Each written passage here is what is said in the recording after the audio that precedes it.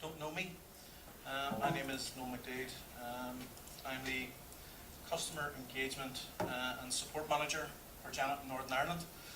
I used to work for the Regional Support Centre, and I don't know whether I escaped or they had a lucky escape, one of the two. Well, as the title says, I'm here to kind of explore mainly Janet, what Janet does in Northern Ireland for teaching and learning, the services we provide that underpin and support teaching and learning, and some that you can directly exploit. Okay, this works.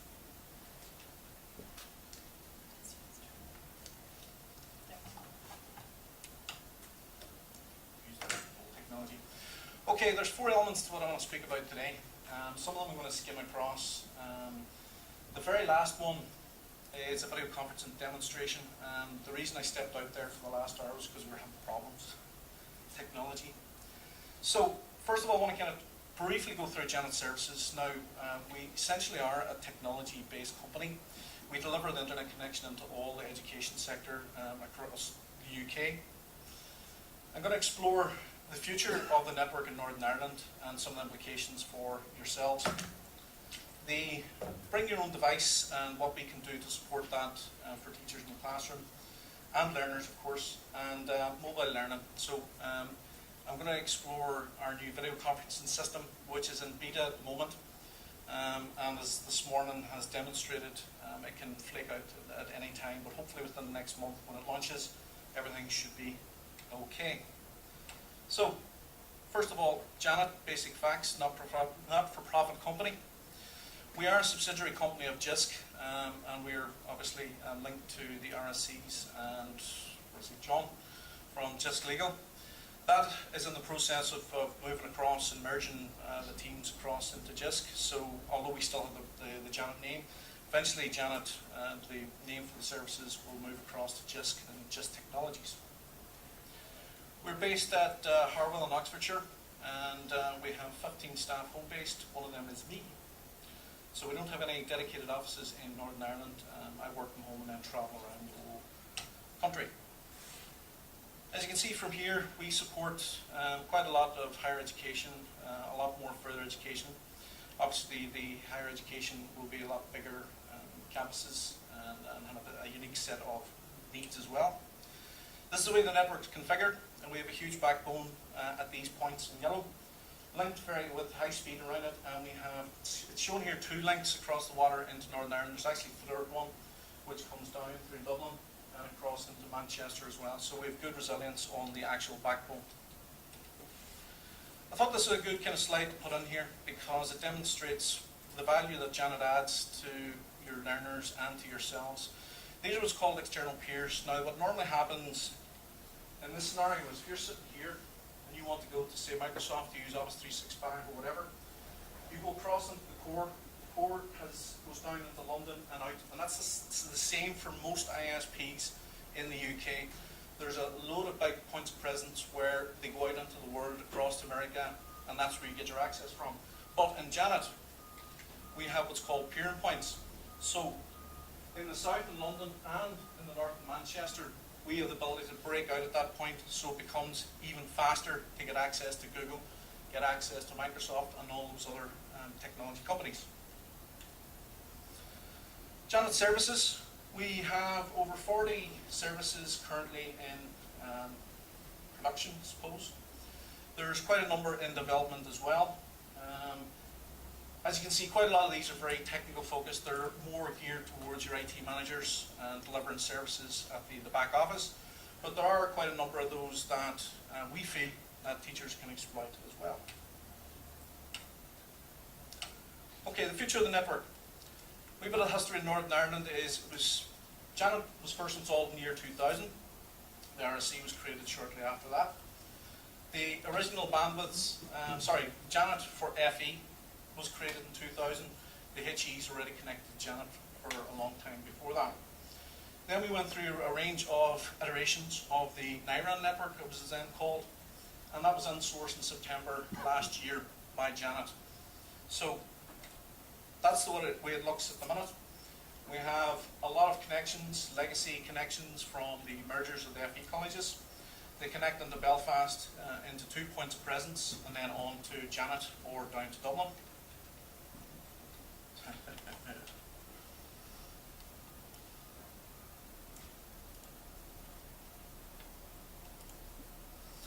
As I said, there's the three links that we have across to Janet in the mainland. And the main thing for us the next number of years is we're going through a re-procurement process. Re-procurement for the current contract is required before the end of 2016. Now, it's essential that we refresh the network. One, it's a requirement, we need to do it. Two, we can explore and look at how we can develop the network, enhance it for our teachers and our learners. One of the things we did in the last version, the last procurement, was increase everybody to 1 gigabit connections, bigger bandwidths, bigger potential. So, in 2016, I've started a requirements gathering process to see what it is that the users of the network require for 2016 and beyond. So to do this, we're talking to senior managers, we're talking to technical network managers, and this is unusual for Janet, but because we're such a small region, we can do this. We're going to go and talk to the teachers, the end users. It's a bit unusual. We should be talking to the end users across the whole of the UK. The reason we're doing this is because if we look at, for example, trends, if we look at just core backbone traffic, then we're not going to get a true picture of where things are going to go. What we have here along the blue line is actual traffic we've seen over the last number of years. So that's the projected. The green line we have up here is Dublin every year. Bandwidth requirements Dublin every year. And this red line here is our capacity. This is where we're sitting at the minute. Once we hit the red line, the network falls over. So we're not expected to hit our maximum until beyond 2016. But this isn't a true picture, and that's why I need to speak to curriculum staff as well. Because you guys know what the technologies you're going to be using, what the demands are going to be. Are you going to be using the VLEs? Are you going to be using a lot of these other technologies that are based on the internet? And how it's going to affect the requirements for your own institution's connection and for the backbone across into the UK. Thought this was a good slide to throw on here to show how Northern Ireland compares across the whole of the regions. We're quite small beer, but you'd expect that for the amount of institutions we have. Quick question, show of hands. How many wouldn't be able to fulfill their duties if they didn't have an internet connection? Quite a number. Okay, that's the way we work today. I was expecting that. Part of the reason I asked that question is I'm trying to encourage people to ask for resilience in the new network. At the minute, what you have is one connection from each of your campuses in FE into the core. So that's your point of failure. If that one connection into your college fails, then that's your internet connection gone. There's no backup, there's no failover. Now, up until now, the Janet network's been very stable, very robust, but who knows where that's going to go. And as more and more services for teaching and learning goes up into the cloud, up into the internet, the more and more you use the technology, the more you're going to become reliant on that one connection. So, I'm trying to push quite heavily that 2 connections at least go onto each campus in the future, so that if we lose one, you can carry on your business. Okay, move on to Eduroam, and bring your own device. Now, how many people in their own institution see a picture like this when they load up their Wi-Fi in the college?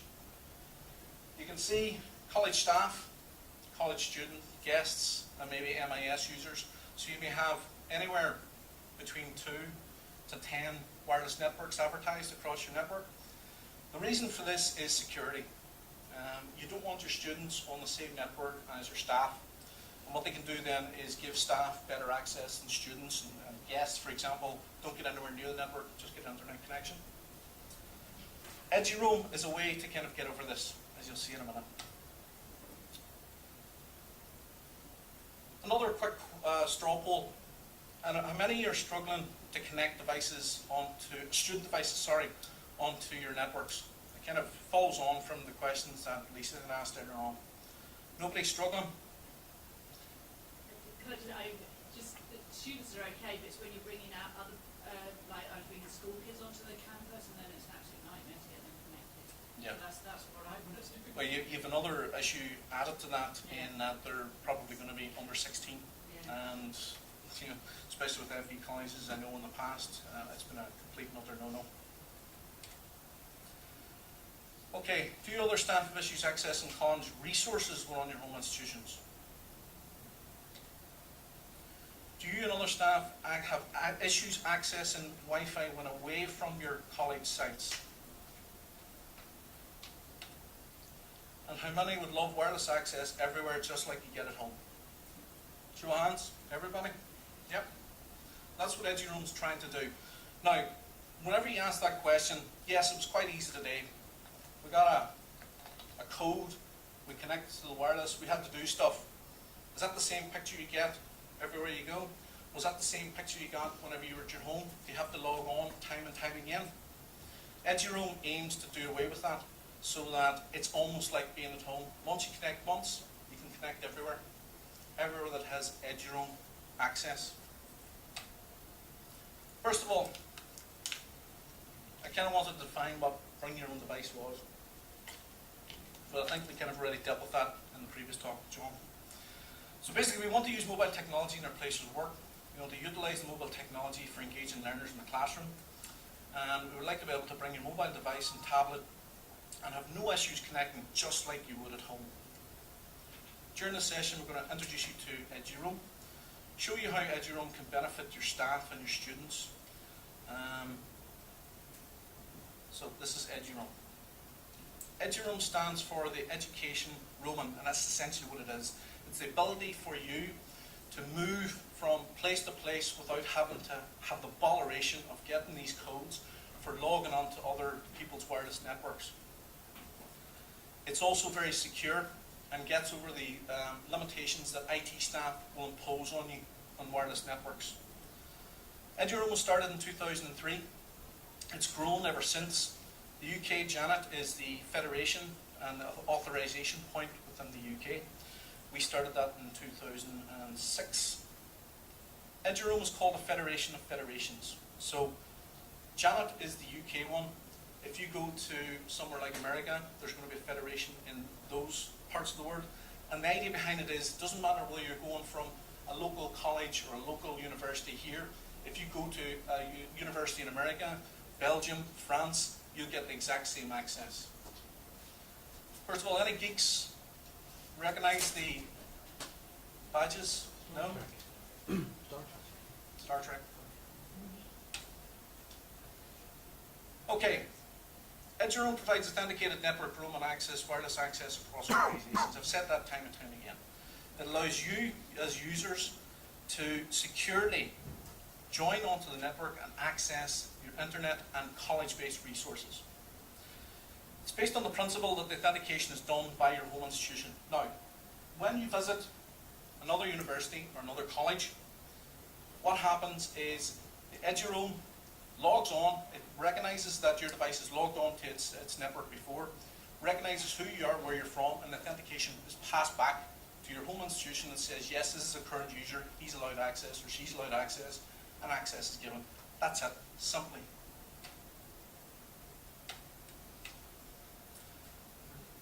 I showed this slide before, all these SSIDs, all these wireless networks. EduRoom allows the network departments to consolidate it all down. It does that because it's based on 802.1x standards, security standards. And what that essentially allows them to do is you're going to have a lot of what's called virtual LANs, one for staff, one for students, one for guests. With the one wireless network now, it can allow your IT staff to give you access to the resources where in the past they would have had to separate all these wireless networks up. So it allows them to consolidate it down, and the benefits for that are going to be, improved staff and student experience. Administration overload is reduced on your IT staff. Okay, there's no more visits after the first initial connection to EduRoom. They don't have to go and get any more support from the admin team. Let's see. And it says there, once you've joined, that's it.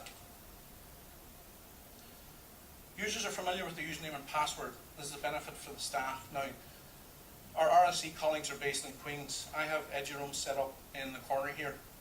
a little kind of access point. Now, any universities, you from University of Ulster, yeah? Have you connected on the EduRoam? Are you getting access here? Yeah. See, it just works. It's very simple, isn't it? It's very easy to use. Once you connect once. Now, the RSE staff have never joined an EduRoam. If they connect to that network, log on using your Queen's credentials, accept it, that's it done. That's it done. You can then go into Queen's, roam around without having to connect to any new networks. You can go on to any other university or eventually college sites when we get them joined up and just get access. That's just the way it works. The simplicity of it that sells it. Okay, I've sort of explained what it does. It picks up your domain name from your email address whenever you first log on. So you're visiting a college. You pick up you don't even need to do anything. It knows how to do this itself. You connect onto the college network. It goes up into the National EduRoam server. The National EduRoam server comes back to the university. It says, yes, that person's allowed access, and it goes back down and you get connected in. That's how it works. Janet's vision for EduRoam, which I think is quite important for Northern Ireland. We are in the process of encouraging the FE colleges to sign up to EduRoam. I think we're pushing an open door with them. So far, nobody has said they don't want to join. It's just a matter of working through the process of getting everybody joined up. We also see a need for getting everybody, everywhere that we have public wireless access on EduRoam as well. So if you go into any public spaces like museums, libraries, that EduRoam is available so that your staff and students can actually get access without having to go to the office desk, get the code, and away they go. One of the things we're kind of looking into is talking to TransLink because they, at the minute, are using 3G access on a lot of their buses, long-haul buses especially. We're talking to them about the possibility of deploying EduRoam on their buses and trains. We're going to be talking to them. We also have done that successfully across the UK in a number of pilots. And probably more importantly for here and around Belfast, Belfast City Council have won a major project, a Super Connected Cities project, and that is a major wireless infrastructure that they're hoping to roll out across Belfast. Now, we're in negotiations with them as well to deploy EduRoam across the whole of Belfast City, and we're talking Derry City as well. Anywhere where basically there's public wireless access, we're going to be talking to them to try and get it as wide as we can, to get to that ideal of ubiquitous wireless access without having to do anything. Okay, how much does it cost? This is the beauty of it, nothing. It costs you absolutely nothing. The service is run by Janet free of charge. All the servers that are needed by your IT team free of charge. Obviously, the hardware to run them, there is a cost implication there, but typically a lot of them have virtual infrastructures. We're also working on a cloud product that potentially could absolve colleges or any institutions that don't necessarily have the skills. And we have training courses for IT staff and support consultancy. Okay, this is the tricky bit here now. We're done with EduRoam. So we've got our access now, and we want to use the services engaged with technology. One of them that we have run for a long, long time is the Janet Video Conferencing Service. Now, it was designed and written in the 90s and hasn't been changed since. So it was due an update because it didn't really kind of take count of a lot of the things that people want to use, and that's mobile technologies. So essentially, we will be looking at the video conferencing system. We'll be looking at video conferencing streaming. Now, how many people here use web conferencing products, GoToMeeting, all those types? Well, we have the facility now to allow you to stream your video conferences across the web, similar to what you would get on quite a number of those products. We also allow you to record your sessions, so you could use the video conferencing to run a class and record those.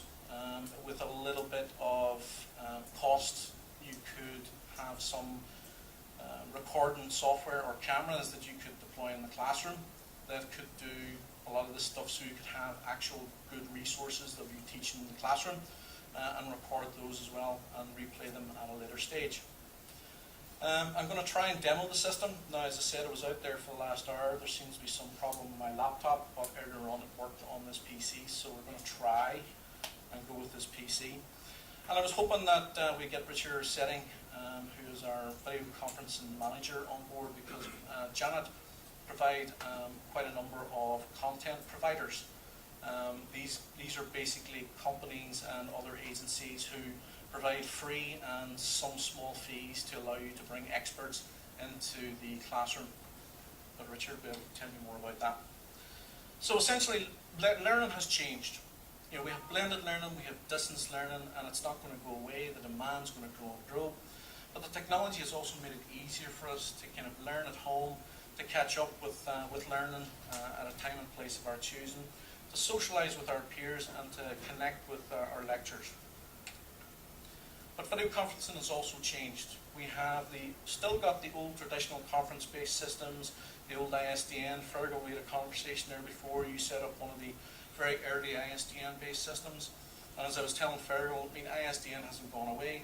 There's still a requirement, and actually, believe it or not, ISDN requirement is increasing, especially in the last year, because of security concerns. Now, with all modern video conferencing, you can encrypt these things. You know, you can use good encryption, but a lot of countries, especially, are concerned with the way the NSA has recently cracked a lot of encryption and used a lot of very underhanded techniques. So the likes of the Middle East countries are insisting, if we're doing any work with universities or colleges in the UK, that they use ISDN. So we would love to get rid of it. We're not making any money on it. We're not even covering the costs on it, but there's still a requirement. And of course, the IP network-based conferencing. So we move on to the new technology. We have desktop conferencing now, we have Skype, we have Link, we have mobile phones, we have tablet devices, and we have the streaming applications. We all want to use this in a way that kind of allows anybody to connect the way they want to connect. So if I wanted to use the traditional video conferencing, I want to use that. But I also want to connect with someone who wants to use a tablet device, who wants to do it from their desktop. We can facilitate that, and that's what the service is about. It's about bringing all those bits and pieces together, and we'll manage all that and kind of do all the other bits and pieces admin for it. I was up in University of Ulster there quite recently. They've invested over the number of years hundreds of thousands on VC kit to do what we do for free, and thankfully they're about to go into a refresh within the next number of years.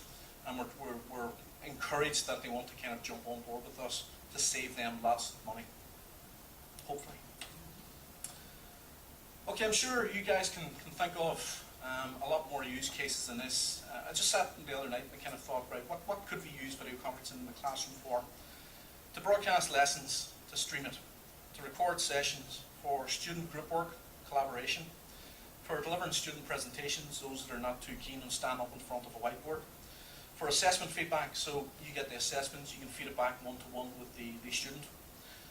Collaboration projects with external partners, for course planning meetings, and for bringing subject experts in, such as the Janet content providers.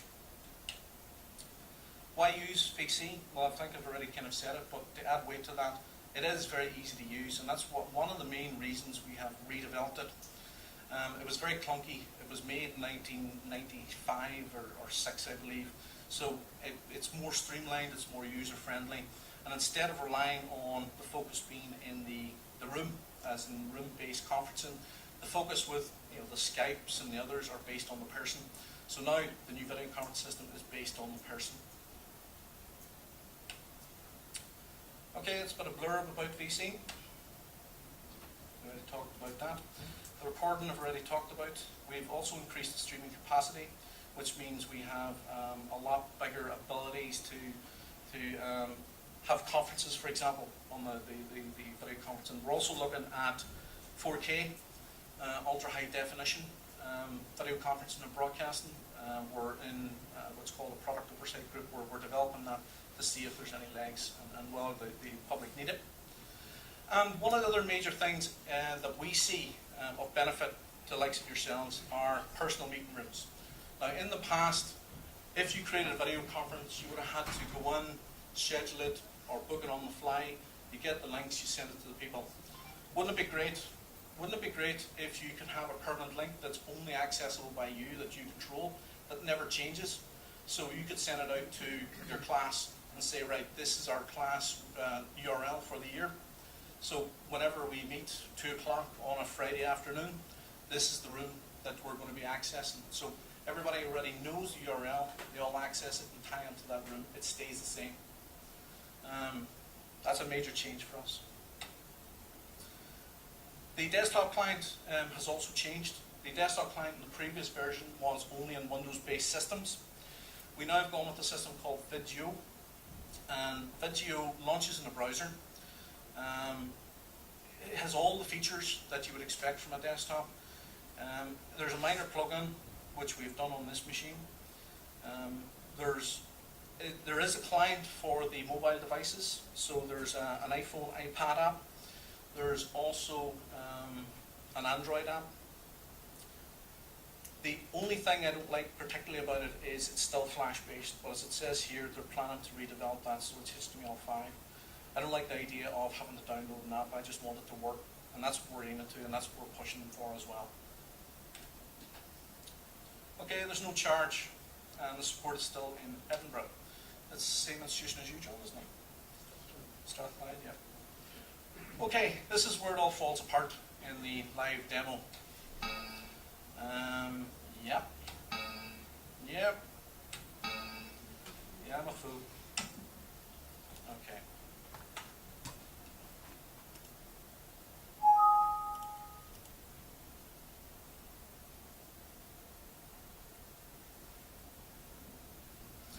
Okay, whenever you log on to the VCine, you get a couple of options here. You get institutional logon or Janet community logon.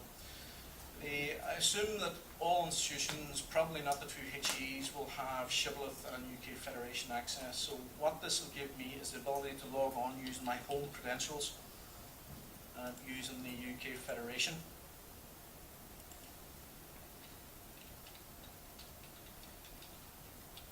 Because it's the first time logging on.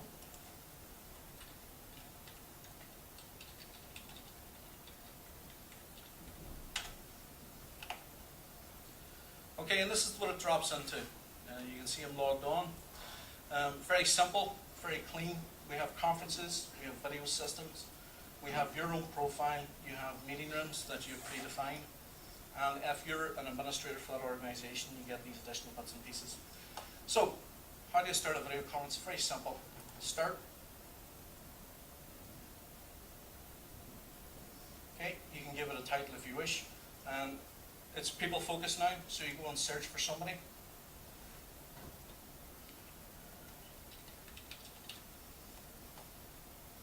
So we start the search, and you can see all the people who are registered on the system. You'll see Richard in Oldbury Room. And we have another wee drop-down box down here, which opens up some more options for us. So we can start a streaming. So it gives us a wee URL that we can send to people who don't want to really engage with the video conference on a one-to-one basis, but just want to passively watch. So you send them that link. There also, you can password protect this as well. You can always set recording options for it as well.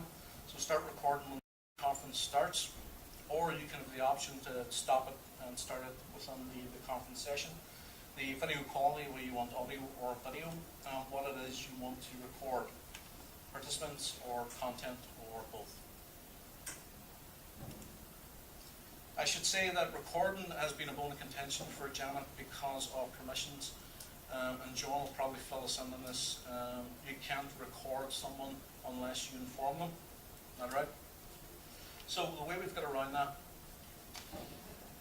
is by putting the onus back on the institution. So by default, we're going to deny people the ability to record, but there's going to be a button for you to request it. And whenever you hit request, it goes off to your institution's administrator, who then clicks yes or no, so they can decide who records and who doesn't record. I'm not going to record on this basis. And after that, it's just start now. Okay, it's telling me that Richard is already in a conference because we've already pre-set up a conference between us to come into this session. So there's a scheduling conflict there, which is also a good thing. You don't want to have a meeting with someone who's already in another video conference. So that's essentially what it is. Now, what will happen then is whenever you click the start button, I'll tell you what, I'll just clear Richard out. Conference to myself.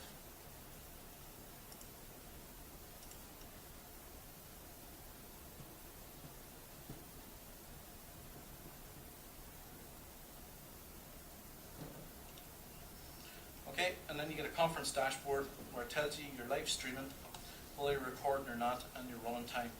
So if you specify that you want an hour, it'll give you an hour, but you can extend it for longer. The beauty of that is if you have a time limit and you want to get rid of people very quickly, essentially you can set the time limits and it'll pop up on them saying that your conference finished 5 minutes. It's good because it forces people then to kind of wrap up quite quickly. So that's that conference. I'm going to end it and see if I can get into Richard. Can you share documents or your sharing screen? Yes, you can. Once I get into it, you should be able to kind of see if I'm able to get into it.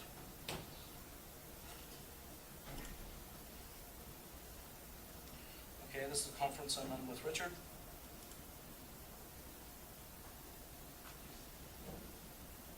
Now we can see there Richard's sitting waiting patiently.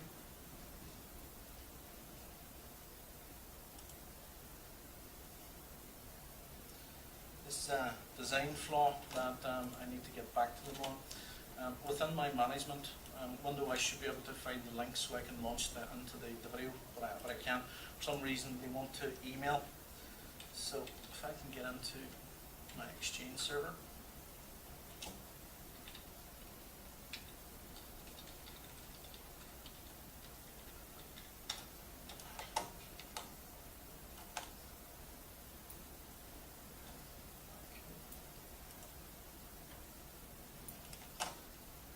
Now, again, ignore the email because we're still in development.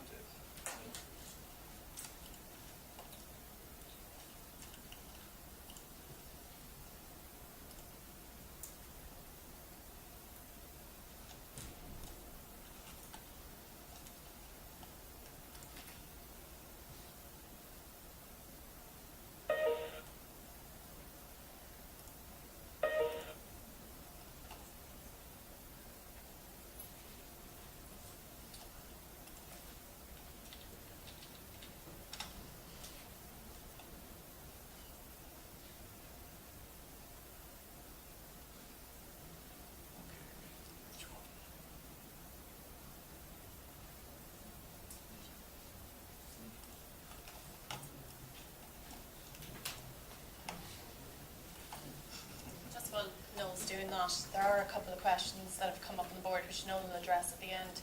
I'm just conscious people at the back can't really see the text wall, but I'll read out the questions at the end and stuff. So if anybody wants to add any more, sure, can you talk and think at the same time? Yeah. Okay, well, There's not much thinking going on, so probably. I'll start at the end. Eduroam sounds like a very attractive solution for connectivity, so that's just a comment. Eduroam's great, especially when visiting other institutions, so another comment. A question, what are the timescales for Janet's vision for Eduroam? In Northern Ireland, we are in the early discussions with Belfast City Council and Derry City Council. They've split it into two parts, which is quite awkward for us. We have the council's buildings and open spaces, which is fairly easy enough, although we have to get the approval from councillors. The other piece, the Super Connected Cities piece, is slightly awkward. They're not allowed to create the network themselves. They have to bring in commercial providers to deploy the network. They can't run the service themselves, so we're trying to tease out with their commercial partners how we can do that. And apparently there's been issues with getting access to the lampposts as well. The government department responsible for that doesn't want it to happen. So there's lots of issues. I'm hopeful that we could roll it out across the FE colleges within the next few months, if they're all willing. The councils, I would reckon we should start to see progress in the next 4 to 6 months. Okay, and by the way, it's not exclusive to Belfast and Derry. It's just because we know they've got money at the minute that we could use. If you do know of any public Wi-Fi access in your own regions, get in touch with me by all means. Cool. Super connected cities, I like that. There is another question there about time frame for Edge Room for colleges, and you said 3 to 4 months you could do. Yep. Is Newcastle and Manchester city centres connected easily to Eduroam? Newcastle. They are. I was just saying that when I was there, because you've got Northumbria and Newcastle University. You just go around the street and do iPads and people in and Yeah, it's brilliant. it's brilliant. Is Eduroam deployed across those? I think, yeah, and I think just because their network's kind of spread out, so anyway, when you're within the vicinity of the university, you just You're covered anyway. Yeah, it's brilliant. Yeah, this ain't gonna work. So, I just finished basically by unhiding these slides. It's one of those things, we're in beta development, we still have another month before we have to launch, so coders are pulling things apart and changing things about, so it did work yesterday and last night, it's not working today, but it's just one of those things. It's just very unfortunate. To give you an idea of what the desktop version of it looks like, this is an IT technician from Janet and Harwell. Charlotte King. And essentially what you get is this screen here will change depending on the number of participants that are engaged in the video conference. You have your standard video camera, sound, and speaker options. This one over here will give you the ability to change what you're displaying. So, and the second one will also show screenshots. So if you have multiple cameras, maybe a front and back camera, you can change. These ones are more important because they'll display applications. So if you have a PowerPoint presentation you want to deliver across it, it'll pick that up without distracting the whole screen, which is quite neat as well. It'll work in any browser, and the exact same options are available on the mobile clients as well. So it's just unfortunate we can't get it working. We can't get Richard in to talk this, but I think we're over time anyway, aren't we? Yep, still have another 5-10 minutes. There are 2 more questions just come up there. Perfect. Is Janet's video conferencing just like Collaborate or Illuminate? Or how does it differ? It differs because they're designed for specific teaching. So, and web conferencing, because you'll have options for voting, you'll have options for polling, whereas the kind of streaming option is very kind of one way. You could plug in other options for it, and if there is a need, maybe that's something we could take back and encourage Janet to develop as well. Okay. So yes. Does Janet video conferencing service store your recordings? Good question. Yep, it does. We have a large amount of content storage space, so your videos will be available online if you wish, or you'll have the ability to download. At the minute, it's flash-based recording.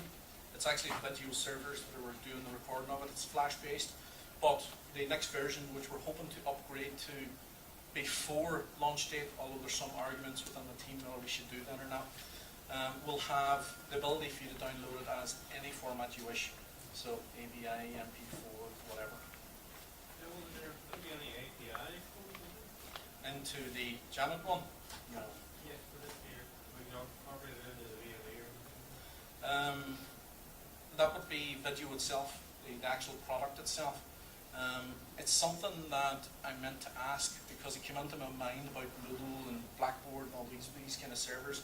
Can we get the booking part of it into the kind of virtual environment? So one of the things you could do to get around it in the meantime is create that static room, that private room for yourself, and you could create one for each of your classes and just put that in as a link, a permanent link within your VLE, and it just launches automatically. You don't have to create a new one if you know what I mean. Yeah. Any other questions?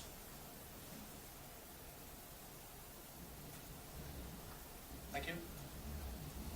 Thanks very much. Well, that was really interesting.